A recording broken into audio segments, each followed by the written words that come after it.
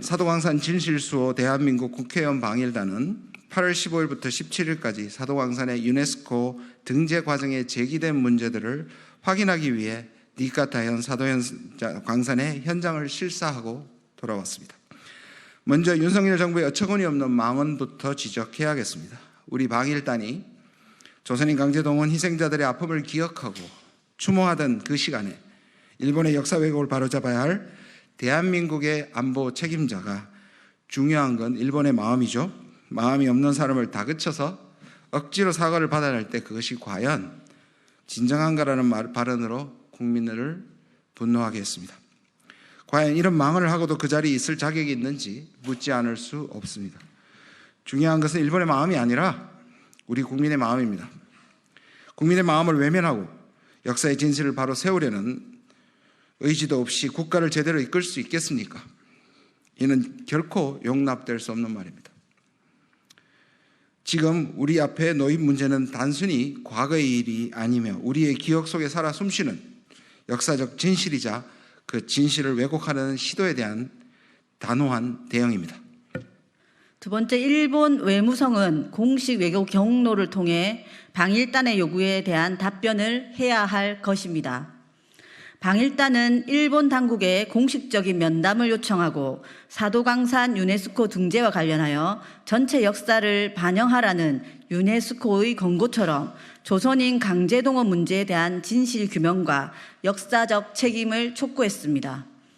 구체적으로 조선인 강제동원 진실 적시, 조선인 강제동원 전시 장소 이전, 조선인 강제동원 노동자 명부 공개를 요청하는 의견서를 전달하고자 했습니다. 그러나 일본 당국은 이유도 밝히지 않고 면담을 거절했고 의견서 현장 접수마저 거부했습니다. 뉘우치지 않는 일본 정부의 민낯이 그대로 드러낸 것입니다. 이에 우리는 박철희 주일 대한민국 대사를 만나 공식 외교 경로로 일본 외무성에 전달할 것을 강력하게 요청했습니다. 주일 한국 대사는 반드시 이행해야 할 것입니다. 호미로 막을 것을 가래로 막는다라는 말이 있습니다. 일본이 지금 기회를 놓치지 않고 스스로 가오를 인정하는 것이 한일 관계의 바람직한 미래를 위해 필요한 일입니다.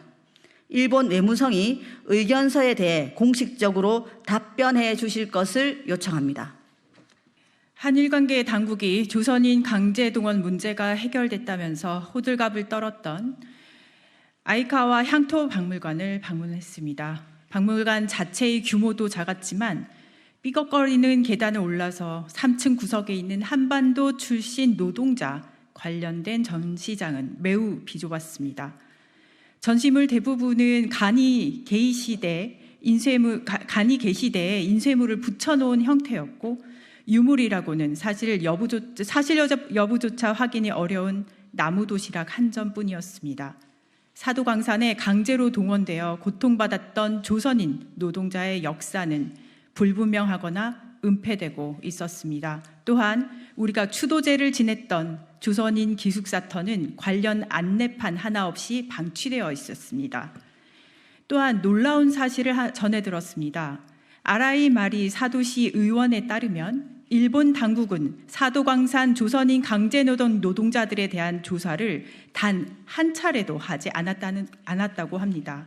역사를 부정하고 책임을 회피하는 매우 비겁한 태도입니다.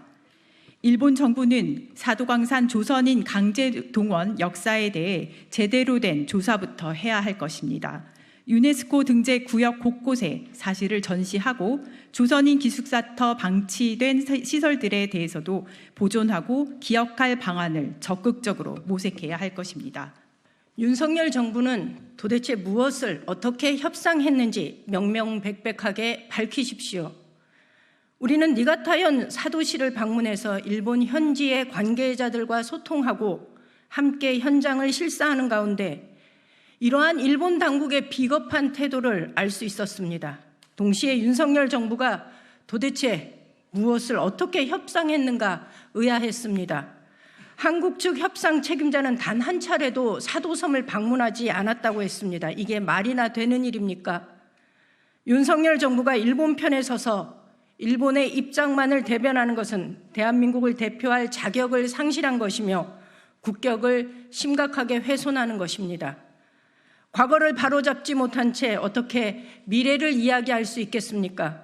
윤석열 대통령 정신 똑바로 차리십시오. 윤석열 정권이 역사적 진실을 외면하고 국민의 자존심을 짓밟는 친일 행각을 즉각 중단할 것을 강력하게 촉구합니다. 과거사 문제와 한일 관계 등 일본에 대한 언급이 사라졌던 윤석열 대통령의 광복절 경축사. 정부가 일본에 할 말을 못하고 있는 것 아니냐는 지적에 대통령실 핵심 참모인 김태효 국가안보실 1차장은 KBS에 출연해 이렇게 말했습니다.